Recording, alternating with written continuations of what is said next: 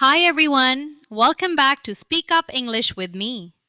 Today's episode is simple, practical, and honestly a little relaxing. No grammar rules, no vocabulary lists, no homework, just listening.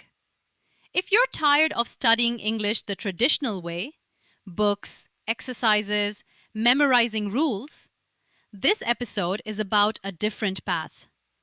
Learning English mainly by listening, the same natural way you learned your first language as a child. Part 1.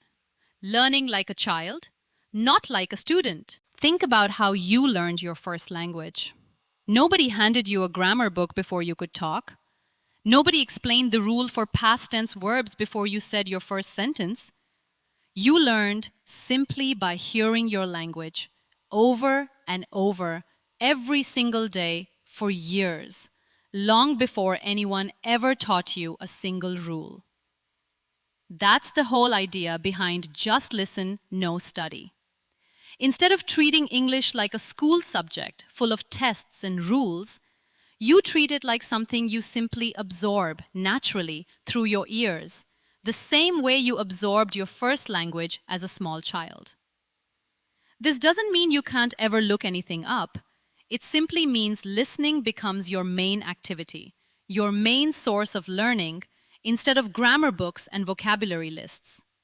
The goal is comfort and understanding, not perfect analysis of every single sentence. There's something genuinely freeing about this approach. You don't need a notebook, you don't need a test, you don't need to feel like you're behind in some class.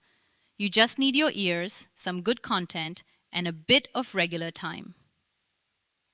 Part 2. Why this feels so different from school English. A lot of people had a difficult experience learning English in school, memorizing long vocabulary lists, studying complicated grammar rules, taking stressful tests. For many people, that experience actually made English feel boring, difficult, or even a little frightening. Just listen, no study removes almost all of that pressure. There's no test at the end of a podcast episode. There's no grade for how well you understood a movie. You're simply listening, the same way you might listen to music you enjoy, without any pressure to analyze every single detail. This lower pressure approach tends to keep people consistent for much longer because it doesn't feel like a chore. And consistency, more than almost anything else, is what actually builds real language skill over time. A relaxed 30 minutes of listening every single day will usually beat one stressful, exhausting study session once a week. There's also something powerful about learning through genuine interest instead of obligation. When you listen to something you actually enjoy, a story, a topic you're curious about, an interesting conversation, your brain naturally pays closer attention.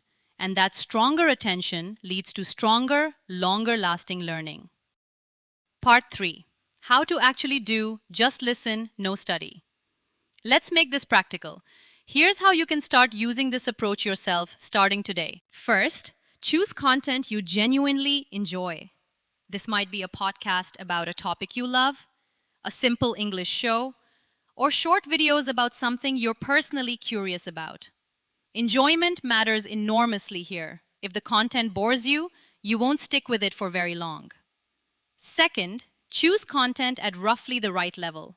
You want to understand a large majority of what you're hearing. Not everything, but enough that you're not completely lost. If you understand almost nothing, the content is too difficult right now. If you understand every single word effortlessly, it might be a little too easy to keep challenging you. Third, listen regularly. Ideally every day, even if it's just 15 or 20 minutes.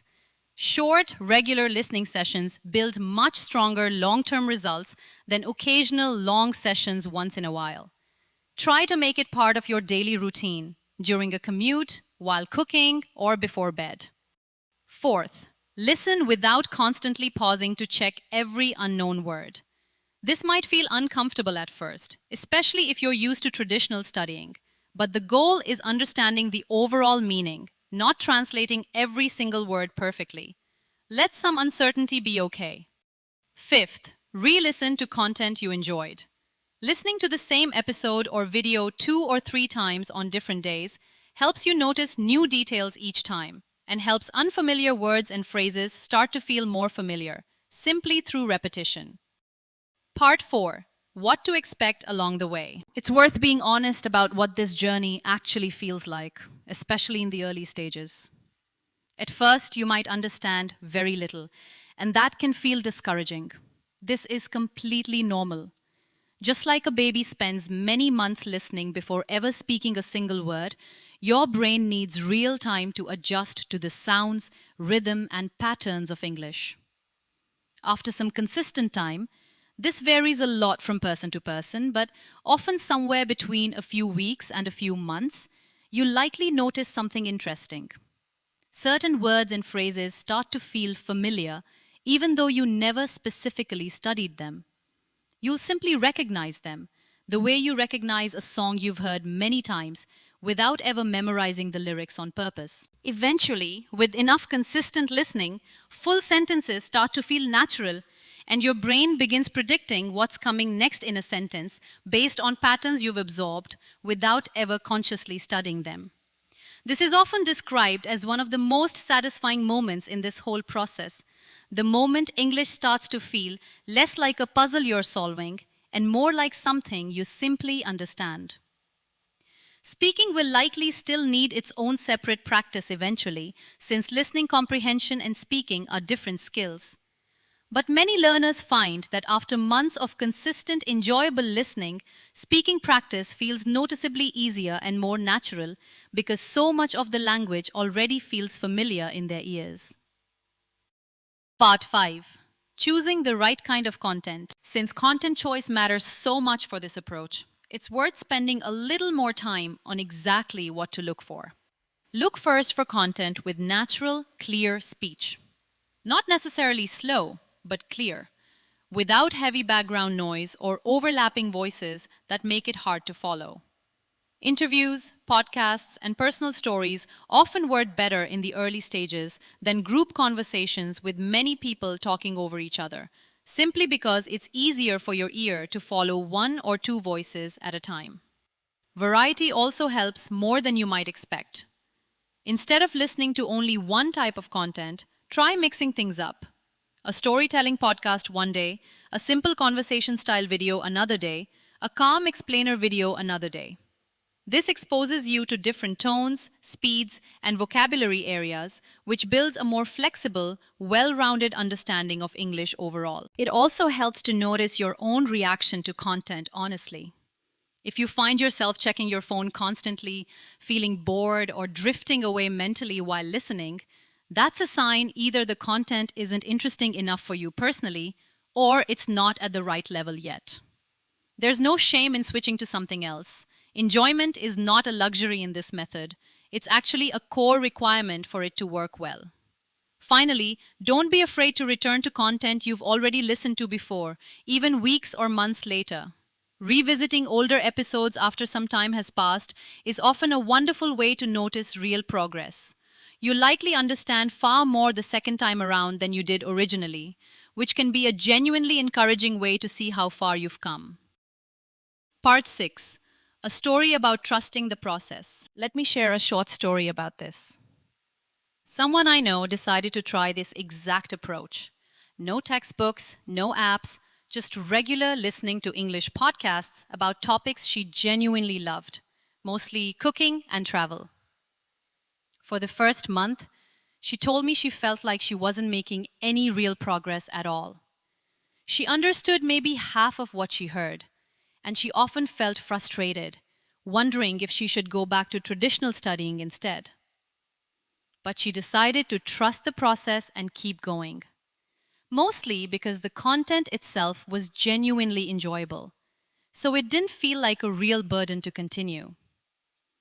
Around the third month, she noticed something surprising.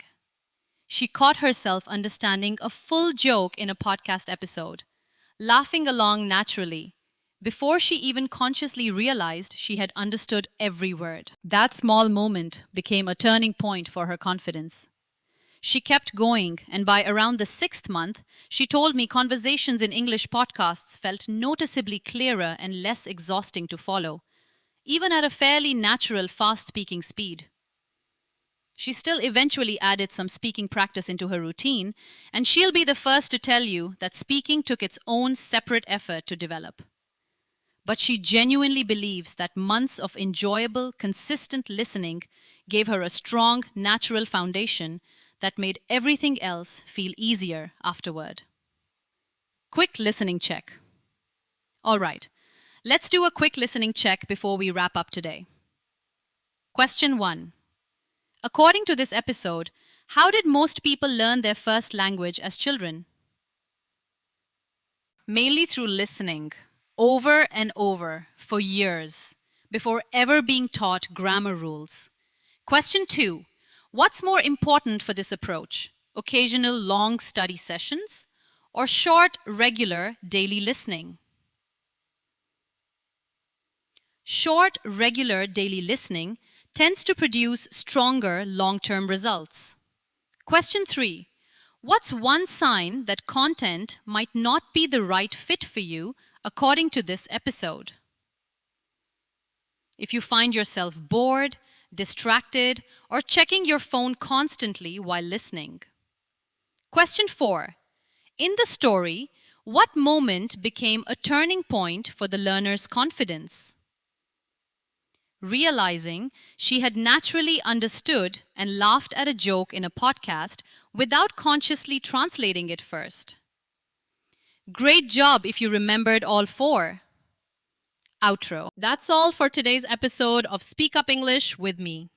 We talked about learning like a child instead of like a student, why this approach feels so different from traditional school English, how to actually practice it in your daily life, what to realistically expect along the way, how to choose the right kind of content, and a story about trusting the process even when progress feels slow at first.